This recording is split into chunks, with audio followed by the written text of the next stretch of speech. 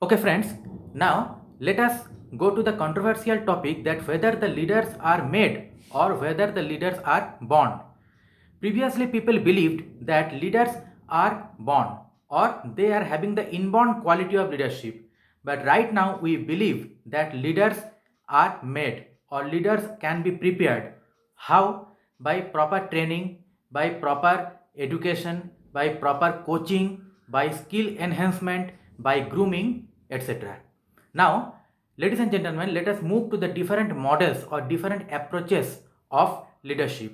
As we know that leadership is a process, so different diagrams can represent leadership through the models or approaches. It can be two-dimensional or it can be three-dimensional based on different parameters. There are several models of leadership, but now we shall mention only the popular models or more significant models of leadership. The first one is Hersey-Blanchard model of leadership. Here, this model represents leadership in a situational model. So, it depends on three parameters. The parameters are environment, task, and relationship. By virtue of these three parameters, the leadership style changes according to the situation. The next is tri-dimensional model, or we can say Radin tri-dimensional model. Here it is also a situational model of leadership, and the leadership style changes according to situation on the basis of three dimensions. These three dimensions are task, effectiveness, and relation. Next is life cycle theory. The life cycle theory indicates the task and relationship. Either it may be low task and high relationship, or it may be high task and low relationship, and accordingly the maturity level will also vary. The maturity level may be high maturity or low maturity. Then we come to the house path goal theory. The house path goal theory tells us how the influencing will be done. The influencing quality or influencing approach of leaders will depend on things like how to clarify the goals and how to clear the path. So this is called as path goal theory. Next we get Fiedler contingency model. Fiedler contingency model means it is totally a situational model. The efficiency of leadership according to this model depends on three things. Those are task, relation, and power position of the leader. These are the three dimensions. So basically these models are three-dimensional models. Now there are some two-dimensional models also. For example, Blake managerial grid theory. According to managerial grid theory, the style depends on people concerned or production concerned. This is a matrix.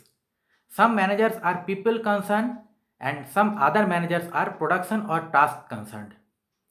Next, we get Ohio State University study. Ohio State University model gets different type of behavioral sets of the leaders. These behavioral sets depend on the consideration and initiating structure. These are the two dimensions of the model or two parameters of the model. Next we get the composite approach of leadership. Composite approach of leadership is the overall approach where the leadership depends on four variables. These variables are leader, follower, organization, and situation. Next, we get trait theory. Trait theory is the most simple and most ancient theory of leadership. According to this trait theory, the leaders are having extraordinary qualities or extraordinary traits. These traits make them famous or great man forever. These are some of the special characteristics or qualities. The qualities may be physical quality or intellectual quality or moral quality or social quality.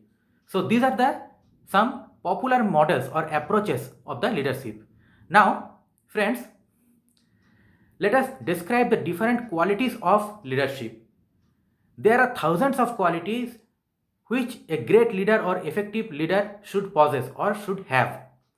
If they have these qualities in high extent, then they are effective leaders. And if these leaders have these qualities in low extent or they are shortage of these qualities, then they are called as ineffective leaders. Now, there are thousands of qualities or parameters to judge their effectiveness. Some of the prominent parameters or qualities are: the leaders must be optimistic in nature, the first one. The second one is they should be representative of the team, how much they can represent their team members or division. The third thing is how much information they can bring to their followers. The fourth one is how much they are result oriented or goal oriented. Next is how much they are charming and happy minded. Then how much they can prove themselves as a role model. Next is how much environment awareness they have, means physical environment or business environment, it may be internal or external environment. Next, how much cooperative nature they have. Then how much they can organize or how much organizing qualities they possess.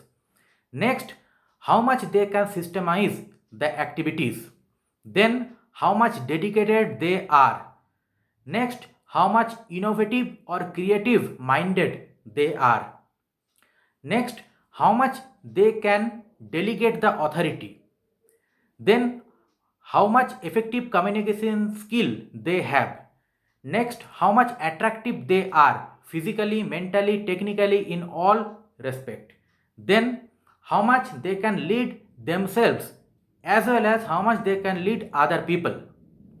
Next, how much they can select winner and how much they can help the losers. Next, how much appraisal quality they have, means how much they can evaluate people correctly. Next, how much alertness they have. Then how much forecasting quality they possess. Then how much they can understand the present and how much they can predict the future. Next, how much honest and genuine they are. Then how much they can recognize people. Next, how much they can raise the moral of the people. Next, how much versatile they are. Then how much situational style they can approach or how much they can be flexible according to the situational need. Next, how much democracy they can maintain. Then how much daring they are. Next, how much risk they can absorb or what is their risk taking capability. Then how much shock they can absorb, how much shock absorbing quality they have. Then how much dashing personality they can possess. Next, how much they can build trust and confidence about themselves in the mind of others. Then how much energetic nature they have. Next, how much motivating quality they have. It means self motivation and motivating others, both. Next, how much they can give shelter to their followers. Then how much they can maintain the intra-group and inter-group relation in their workplace. Next, how much continuity or follow-up they can do about anything. Next, how much stable-minded they are. Then how much they can create good mission, vision and objective and they can convey this mission, vision and objective to the people. Next, how much they possess the technical skill and other skill. Other or non-technical skill includes social skill, soft skill, interaction skill, people skill, etc. We know that hard skill is only not sufficient. Apart from that, soft skills are also required. Next, how much growth mentality they have or how much improvement tendency they possess. Then how much empathetic they are. Next, how much equal treatment they can do without biasness, means equal treatment to all. Next, how much physically and mentally they are active. Then, how much belief they have into their team members. Then, how much they approve the constructive mistakes. If they discourage mistakes, then innovativeness will not be there in their team. Then, how much initiative they have. Next, how much ethics or moral or human value they maintain. Then, how much they can reveal stress and anxiety in their mind as well as the follower's mind. Then, how much they can analyze the strength, weakness, opportunity, and threat of their members and team. Then, how much confidence they have in their mind and how much confidence they can impart in their team members. Next, how much target oriented they are. Then, how much flexibility they have according to need and situation. Next, how much they have the adjusting quality according to the need of the situation. Next, how much dutiful they are. Then, how much team spirit they have. Next, how much belongingness they possessed. Then, how much they are trustworthy. Then, how much they are wise in subject knowledge or domain area. So, these are some of the parameters which judges that whether a leader is a good leader or not that much of good leader. There are some other parameters also, but we have mentioned only the prominent parameters. Now, what are some suggestions? Let us suggest something. Actually, there are lots of suggestions, but we are mentioning here with some of the very significant recommendations for being a good leader. Some of them are that leaders must be great person or they should have great mind, that people should respect him or her and people should follow him or her as a role model. Next, he or she should have openness in mind or liberal minded person should be. Next, how much soft skill or social skill he or she has, that is also important factor. He should possess different soft skills and social skills and people skills. Next, he should have high moral and he should enhance the moral of his people also. Next, he should be humble or polite person. He should be a soft spoken but confident person. Next, he should be a fair person or genuine person. Ingenuine person cannot be a role model at any cost. Then he should be a daring person. He should be a courageous person. Next, he should have full of responsibility and accountability towards his team member as well as the management. Next, he should have the adjustment power.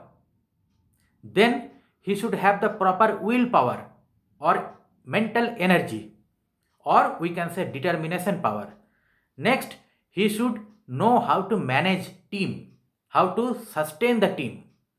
Next, he should know how to guide people as a mentor.